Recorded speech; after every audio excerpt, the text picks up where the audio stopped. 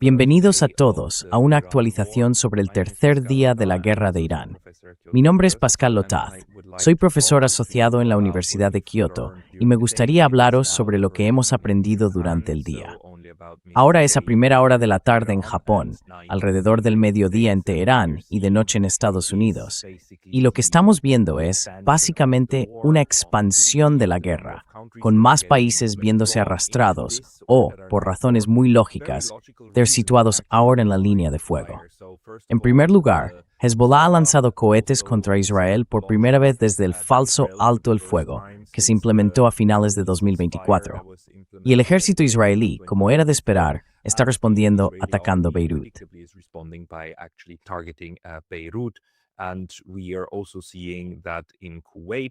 Y también estamos viendo que en Kuwait, al parecer, aviones de Estados Unidos han sido alcanzados.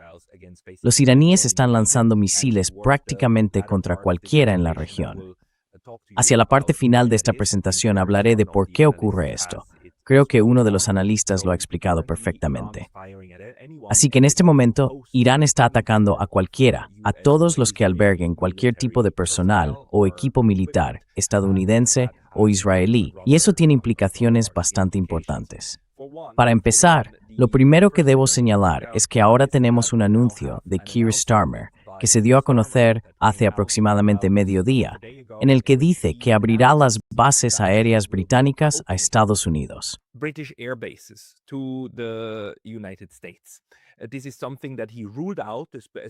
Esto es algo que él había descartado, especialmente Diego García. Había dicho que esas bases aéreas no podían ser utilizadas por Estados Unidos. Y bueno, de forma muy predecible, se retractó de todo eso. Creo que es importante que escuchemos a estas personas con sus propias palabras, así que me gustaría ponértelo a velocidad 1,5. Escúchalo y luego hablaremos de ello en un momento. Lo importante, por supuesto, es que el Reino Unido ha decidido ahora oficialmente, a nivel político, en ir a la acción. Pero presta atención a cómo se presenta esto.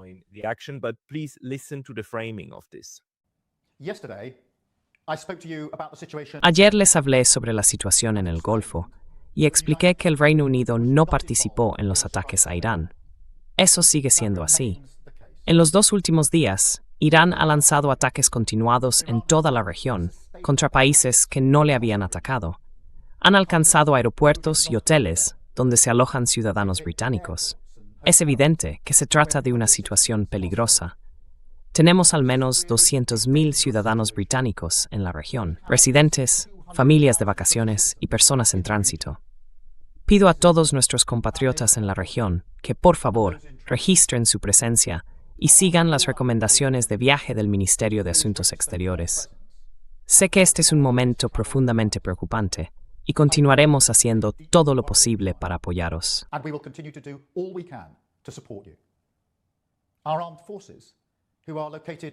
Nuestras Fuerzas Armadas, que están desplegadas por toda la región, también están siendo puestas en riesgo por las acciones de Irán. Ayer, Irán atacó una base militar en Bahrein, rozando por poco al personal británico. La muerte del líder supremo no detendrá a Irán de lanzar estos ataques. Su actitud se está volviendo aún más temeraria y más peligrosa para los civiles. Nuestra decisión de que el Reino Unido no participara en los ataques contra Irán fue deliberada, entre otras cosas, porque creemos que la mejor vía para el futuro de la región y del mundo es un acuerdo negociado, en el que Irán acepte renunciar a cualquier aspiración de desarrollar un arma nuclear. Pero ahora, Irán está atacando objetivos británicos.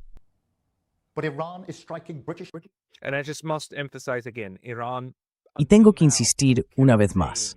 Hasta ahora, Irán seguía diciendo, no queremos armas nucleares.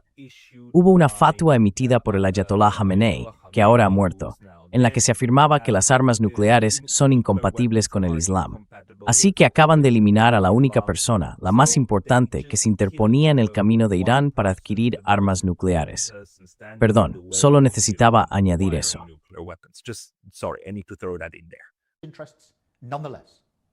Aún así, los intereses están poniendo a los británicos en un enorme riesgo, junto con nuestros aliados en toda la región. Esa es la situación a la que nos enfrentamos hoy.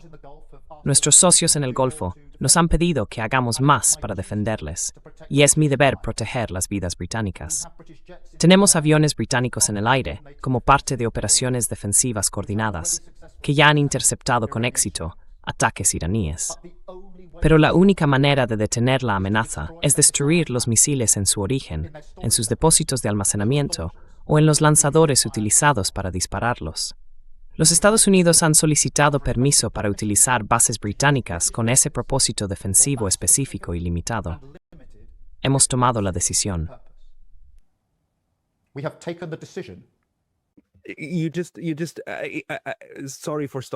Perdón por detenerme aquí, pero tenemos que apreciar cómo el señor Starmer consigue presentar el ataque a Irán y la intención deliberada de destruir equipo militar en Irán como un acto con fines defensivos. Es el colmo del belicismo, ¿verdad? Cuando presentas deliberadamente un ataque al otro bando como algo que debe hacerse para proteger tu propio equipo. Literalmente, apenas 30 segundos antes, dijo que cualquier amenaza al equipo y al personal del Reino Unido en la región era intolerable, mientras que ahora dice que debe ser absolutamente tolerable que Irán acepte la destrucción de su equipo y la muerte de su personal militar. Quiero decir, en realidad es una declaración bastante increíble, pura doblez del lenguaje, pero se puede ver lo difícil que le resulta darle la vuelta a esto. Por supuesto, buena parte del público occidental probablemente seguirá esta lógica. Pero terminemos. Escuchemos lo que tiene que decir.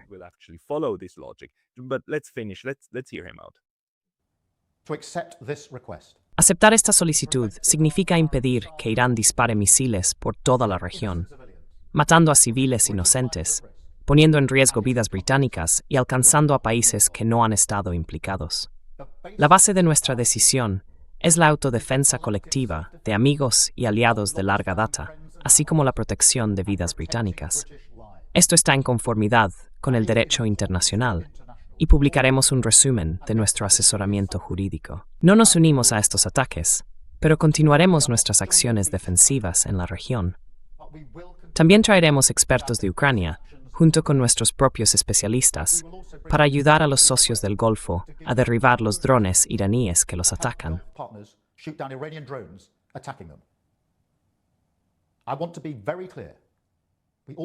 Quiero dejarlo muy claro. Todos recordamos los errores de Irak y hemos aprendido esas lecciones. No participamos en los ataques iniciales contra Irán y no nos uniremos a una acción ofensiva ahora. Pero Irán está siguiendo una estrategia de tierra quemada, por lo que estamos apoyando la autodefensa colectiva de nuestros aliados y de nuestra gente en la región, porque ese es nuestro deber con el pueblo británico. Es la mejor medida eliminar la amenaza urgente y evitar que la situación se descontrole aún más. Este es el gobierno británico, protegiendo los intereses y las vidas británicas.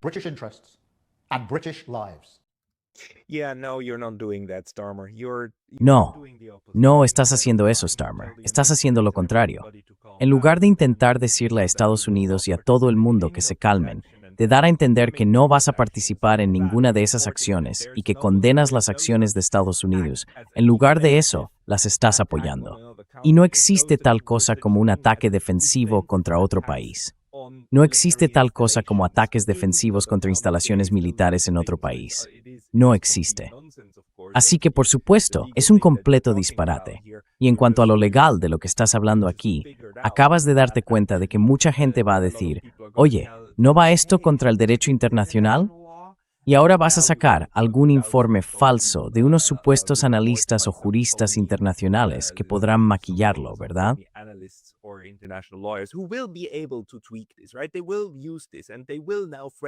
Utilizarán esto y lo presentarán como un caso de autodefensa colectiva, porque el otro bando se está defendiendo de Estados Unidos y sus aliados.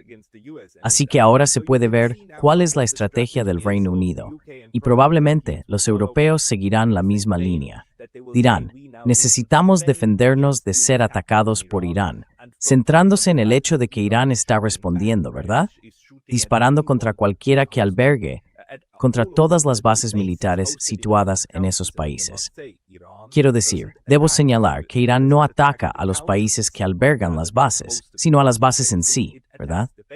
Y hay varios niveles de estrategia en eso. Uno de ellos es, por supuesto, convencer a esos países de que no alojen más esas bases en el futuro.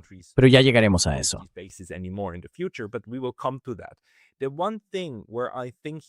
Lo único en lo que creo que tiene razón, porque otro analista también utilizó ese término, es en que se trata realmente de una estrategia de tierra quemada. Y volveremos a esto muy pronto.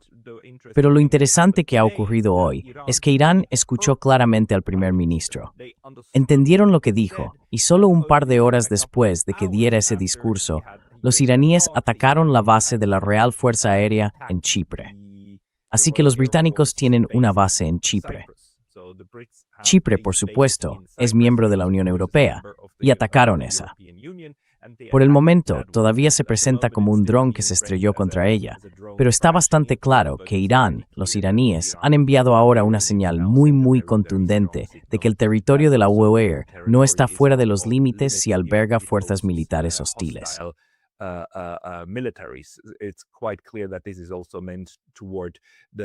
Está bastante claro que esto también pretende ser un mensaje para el resto de la Unión Europea, para Francia y Alemania.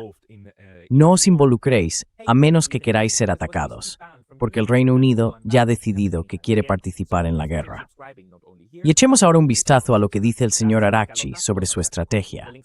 Se trata, una vez más, del ministro de Asuntos Exteriores de Irán, que por suerte sigue con vida, junto con el presidente y otros.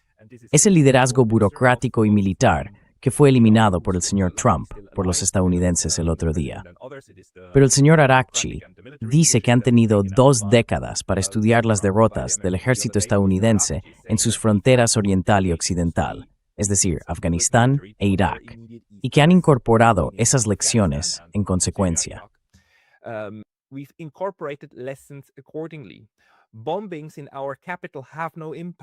Los bombardeos en nuestra capital no tienen ningún impacto en nuestra capacidad para llevar a cabo la guerra. Una defensa descentralizada y en mosaico nos permite decidir cuándo y cómo. Así que los iraníes están dejando claro que no están ni derrotados ni abatidos, que tienen una estrategia para afrontar precisamente el momento que ahora les ha llegado, para defenderse del poder abrumador del otro lado, de Israel y de Estados Unidos. Entonces, ¿cómo lo están haciendo? Quiero decir, ya estamos oyendo informes de que Donald Trump dijo que estaba abierto a mantener conversaciones con Irán. Dio un segundo discurso en la Casa Blanca, otro, muy bombástico, y muy oscuro y malintencionado, casi con regocijo por la muerte que su ejército fue capaz de infligir.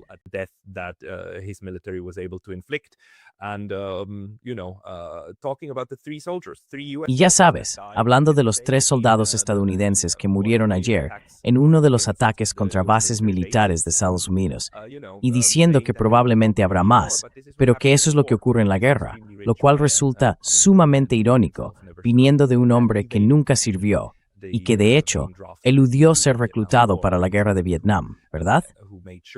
Alguien que se aseguró de no vestir nunca el uniforme, y luego dice que los que lo llevan tendrán que morir. Pero así son las cosas. No me pareció oír que mostrara disposición a entablar conversaciones, aunque hay informes que dicen que sí lo hizo. Sin embargo, a estas alturas, algunos de los altos funcionarios iraníes, sobre todo Ali Larijani, el jefe del Consejo Supremo de Seguridad Nacional, han dicho que Irán no negociará con Estados Unidos.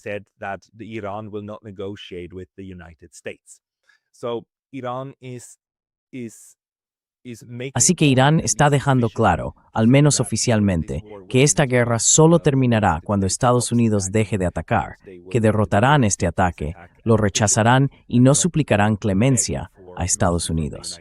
Porque a estas alturas está absolutamente claro, ¿verdad? Si los iraníes intentaran buscar la paz de una forma u otra, serían atacados una y otra vez. Quiero decir, a estas alturas Donald Trump ha dejado muy claro que esta lucha para los iraníes es existencial y tiene que ver con su futuro.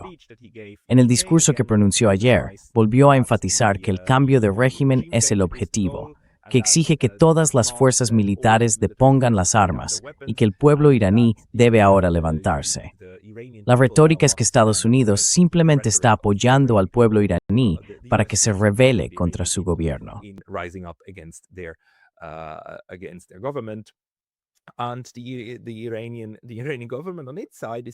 Y el gobierno iraní, por su parte, está diciendo, no, no somos débiles en absoluto. No es esa nuestra situación.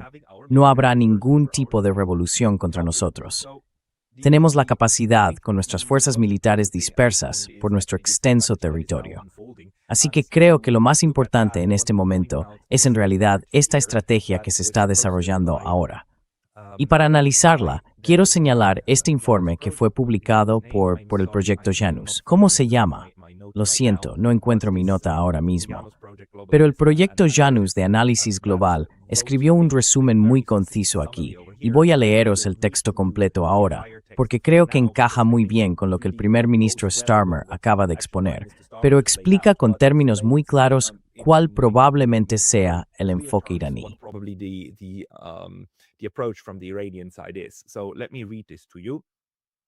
Así que, déjame leerte esto. La rápida y sin precedentes escalada de la Operación Furia Épica ya es objeto de un riguroso análisis por parte de analistas, estrategas e investigadores operativos. Aunque aún estamos dentro de las primeras 48 horas desde el inicio de las hostilidades, el curso actual de la operación revela divergencias marcadas y alarmantes entre el éxito militar táctico celebrado por la coalición aliada y la viabilidad geopolítica a largo plazo de la campaña. La campaña conjunta entre Estados Unidos e Israel y la respuesta iraní ya están ilustrando los límites estructurales del poder aéreo, la fragilidad de los mercados energéticos globales y las matemáticas de la economía interestatal moderna, exponiendo vulnerabilidades críticas en el diseño operativo estadounidense-israelí.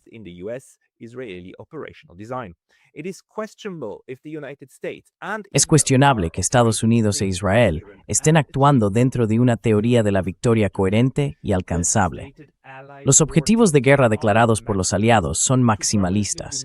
Eliminar permanentemente a Irán del grupo de estados de confrontación, ya sea derrocando por completo al régimen o, en su defecto, desarmando totalmente su enorme arsenal de misiles balísticos y drones. Sin embargo, los precedentes históricos y los modelos operativos rigurosos indican que un cambio de régimen duradero no puede lograrse únicamente mediante bombardeos aéreos. Al ejecutar un ataque de engaño contra el Ayatollah Khomeini, sin introducir fuerzas terrestres de ocupación, ni coordinar una vanguardia revolucionaria interna capaz de asegurar el vacío político, la coalición aliada no ha logrado contener al Estado iraní. En cambio, el enorme gasto cinético aéreo solo paraliza y fragmenta el aparato estatal. Amplía, en lugar de restringir, el espacio de posibilidades para el caos regional. La muerte del líder supremo, en lugar de provocar una capitulación social inmediata o una transición democrática al estilo venezolano, probablemente ha unificado a los elementos nacionalistas iraníes más radicales y a los cuadros supervivientes de la Guardia Revolucionaria bajo una doctrina de supervivencia desesperada. Además, el arsenal total de Irán, estimado antes del conflicto en más de 2.500 misiles balísticos de medio alcance, 8.000 sistemas de corto alcance y decenas de miles de municiones merodeadoras, es simplemente un massive vasto. Es de emoción maftiler en bunkre subterráneo de estilo Kanad, como perversitate de Snavver.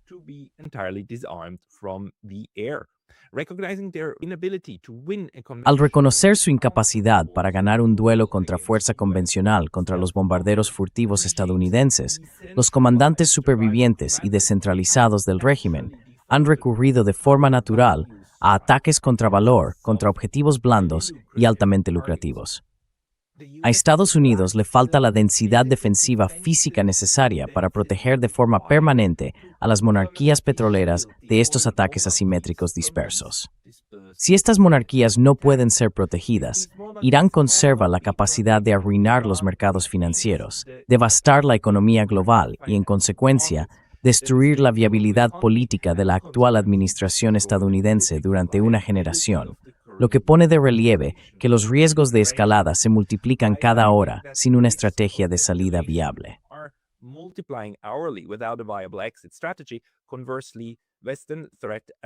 Por el contrario, las evaluaciones de amenazas occidentales se han centrado históricamente en la capacidad de Irán para minar o bloquear el estrecho de Hormuz.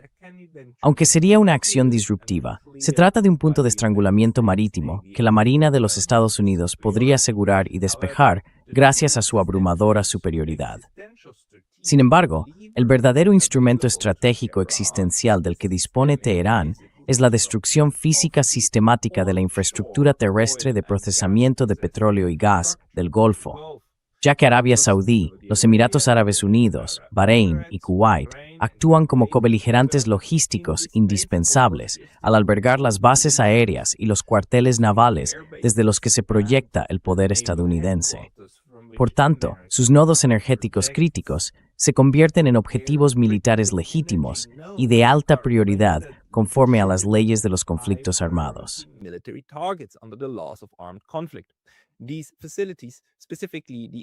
Estas instalaciones, en concreto los terminales de exportación, se encuentran cómodamente dentro del alcance de los misiles balísticos de corto alcance iraníes, los misiles de crucero y los enjambres de drones Shahed de bajo coste. Si la Guardia Revolucionaria Islámica, enfrentándose a una aniquilación existencial, inicia una campaña de tierra quemada contra estos nodos, se cortará la columna vertebral física del sistema energético mundial. El cálculo estratégico consiste en infligir un dolor tan severo a los mercados globales que la comunidad internacional presione a Estados Unidos para que detenga sus operaciones militares. Los mercados financieros ya han empezado a reflejar esta inestabilidad en sus precios.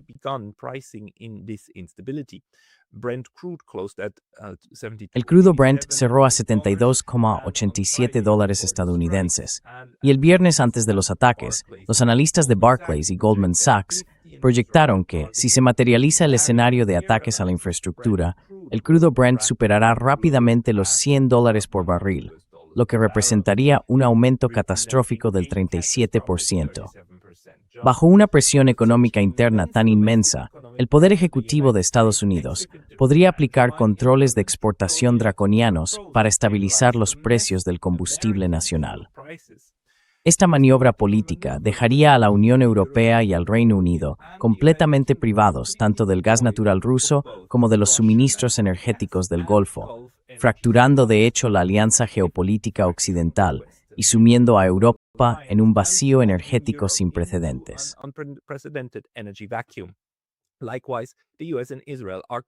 Del mismo modo, Estados Unidos e Israel están librando actualmente una guerra de desgaste altamente asimétrica que las bases militar-industriales occidentales están mal preparadas para sostener económicamente.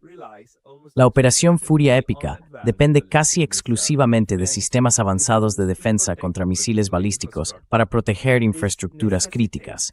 Esto requiere el uso de interceptores multimillonarios, como el Sistema de Defensa de Área a Gran Altitud Terminal, THAAD, y el misil Standard Thrace, para contrarrestar misiles balísticos iraníes obsoletos y enjambres de drones producidos en masa que cuestan solo una fracción de un único interceptor defensivo. Esta relación de intercambio de costes invertida favorece claramente la estrategia de saturación de Irán.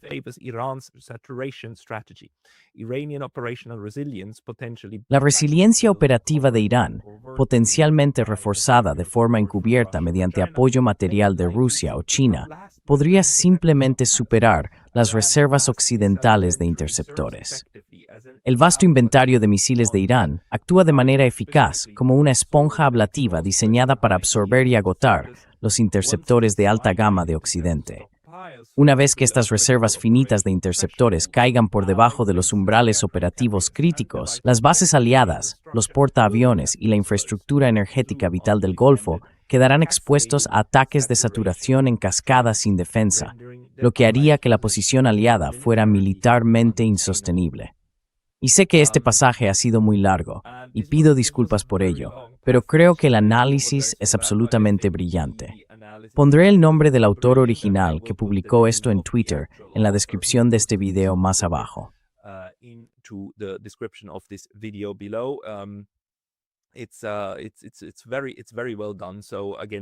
Está muy bien hecho. Así que de nuevo, podemos seguir esto. Y creo que esta es probablemente ahora la razón por la que Irán está atacando a todos.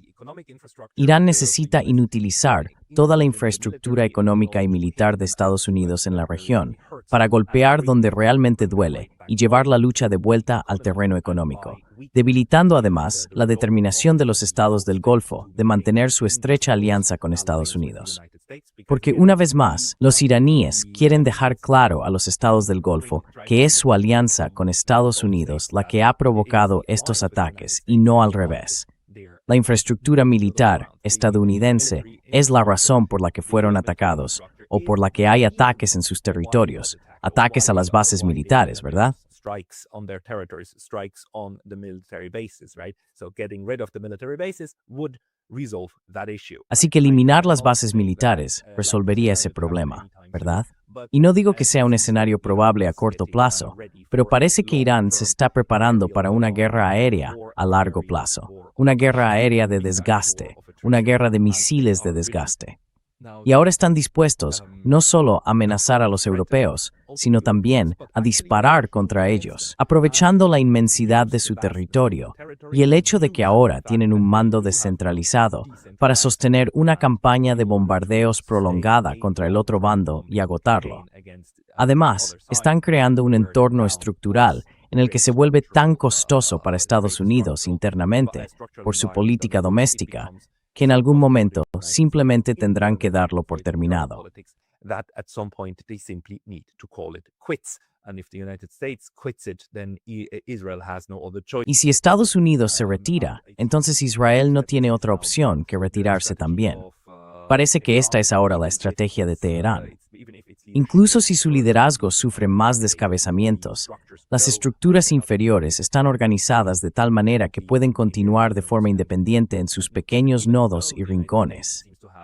Y aunque Estados Unidos tiene superioridad aérea y puede atacar prácticamente cualquier infraestructura en Teherán, el hecho de que haya tanta, no solo en Teherán, sino en todo Irán, plantea un enorme problema que simplemente no se puede superar, especialmente con capacidades limitadas sobre el terreno. No existe un botón mágico que haga aparecer cientos de miles de misiles en la región. Hundreds of thousands of missiles just appear in the region, and once the missiles, especially from the aircraft carrier, Y una vez que se lancen los misiles, especialmente los de los grupos de portaaviones y demás, esos barcos tendrán que ir a recargar en algún lugar. Así que supongo que los iraníes están apostando a largo plazo, mientras que Estados Unidos sigue confiando en que esto puede completarse, que el régimen, el gobierno de Irán, puede ser derrocado en 1 o 2 semanas. Aunque Donald Trump parece muy consciente de que esto podría llevar bastante más tiempo.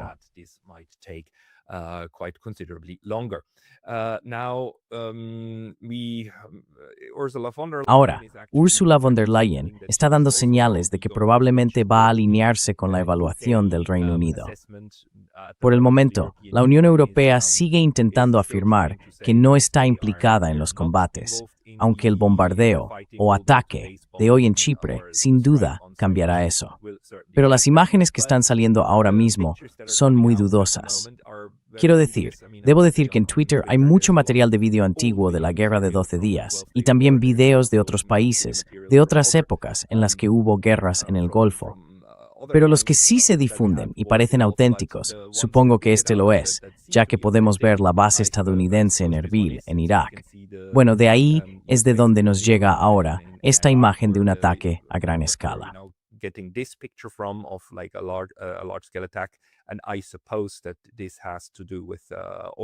Y supongo que esto tiene que ver con que el petróleo está ardiendo allí. Así que el enfoque de los iraníes ahora es arrasar con la capacidad de producción de petróleo de todo Oriente Medio, incluyendo, por supuesto, Irak, que sigue parcialmente ocupado por Estados Unidos, quiero decir, aún bajo el control y la ocupación de Estados Unidos. Todos estos objetivos van a ser atacados repetidamente para hacerlos inviables. ¿Con qué nos deja esto? Nos deja con el grave problema de que esta guerra probablemente durará bastante tiempo, a menos que el gobierno iraní caiga realmente.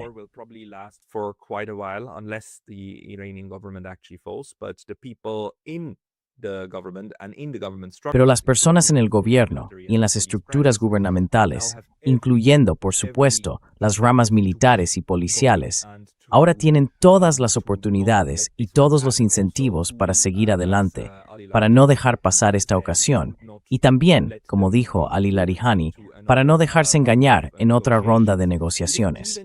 Porque incluso si Estados Unidos, después de un par de días o un par de semanas, quisiera intentar algún tipo de acuerdo de alto el fuego con los iraníes para poder rearmarse,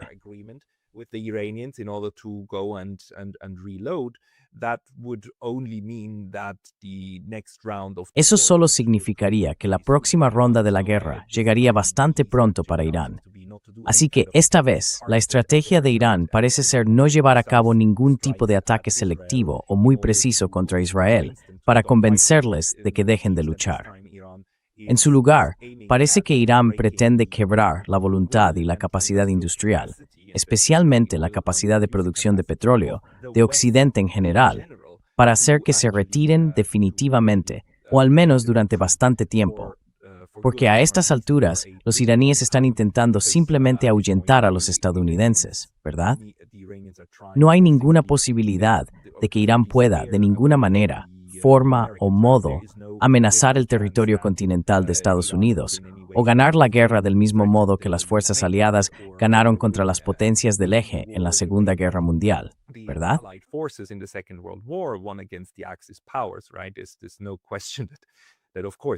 No hay duda de que, por supuesto, Irán no enviará ningún tipo de tropas al territorio continental de Estados Unidos.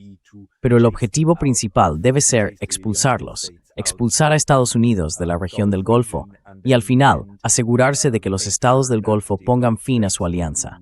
Básicamente, la red de poder y apoyo de Estados Unidos en el Golfo se desmoronaría y se rompería. Por parte de Estados Unidos, el incentivo ahora es utilizar a los estados del Golfo y decirles, mirad, os han atacado, por tanto necesitáis que os ayudemos, aunque fue por culpa de Estados Unidos que fueron atacados en primer lugar. Y luego usar ese poder, esa es la lógica de los constructores de alianzas, para emplear el sistema de alianzas con el fin de abrumar y paralizar a los iraníes.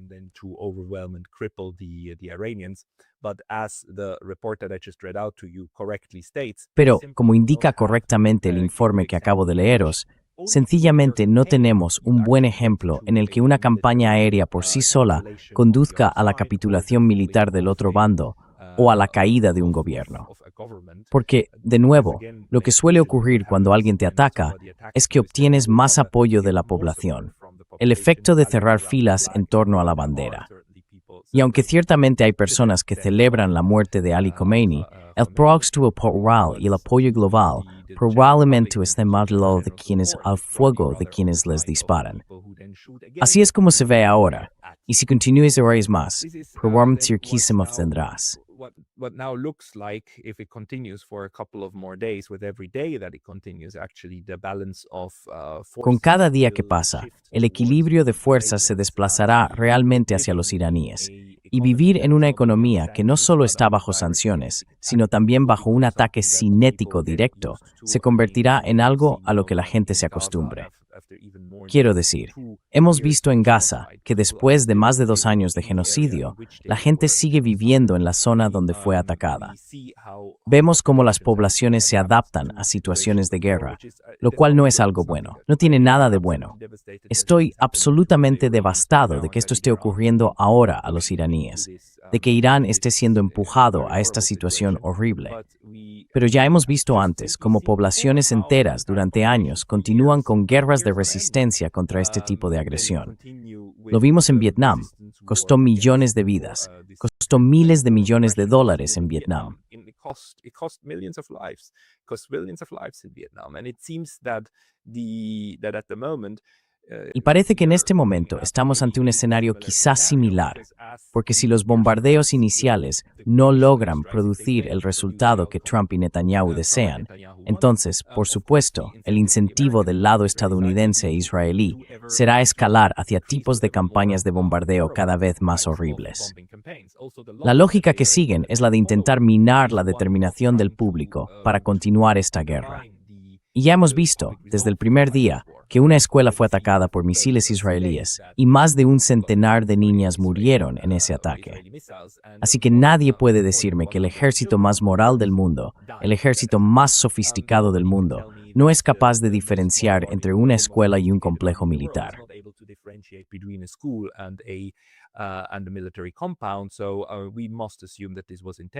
Así que debemos suponer que esto fue intencionado. Y esto sigue, por supuesto, el patrón que hemos visto en Gaza.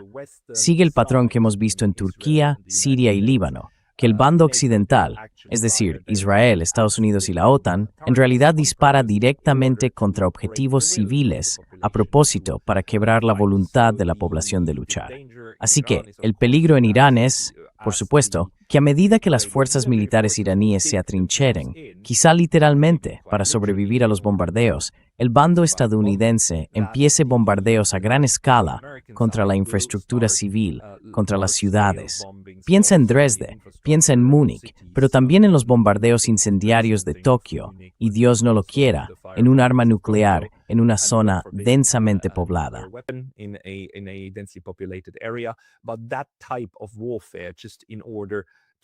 Pero ese tipo de guerra, simplemente, mediante una crueldad extrema, obligar al enemigo a rendirse o perder todo el país, es probablemente el tipo de pensamiento, la clase de lógica que aparecerá del lado de Estados Unidos.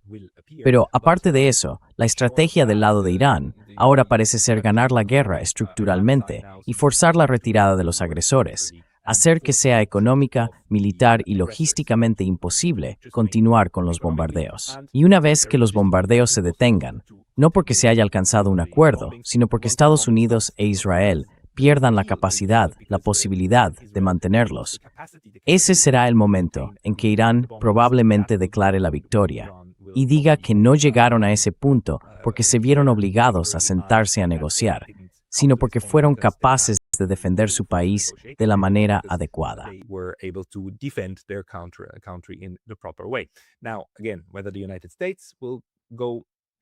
Ahora bien, si Estados Unidos seguirá ese camino y lo aceptará, o si, por el contrario, comenzará esos bombardeos a gran escala con armas de destrucción masiva contra la población civil, es otra cuestión. Ruego a Dios que eso nunca ocurra y que las armas nucleares, especialmente las nucleares, permanezcan donde están. Y también que las demás armas de destrucción masiva, porque existen otras armas que pueden utilizarse para provocar muertes a gran escala, nunca se conviertan en una realidad. Ojalá el descontento público en los países occidentales, la oposición ciudadana, sea lo bastante fuerte como para contener al bando occidental y evitar que llegue tan lejos.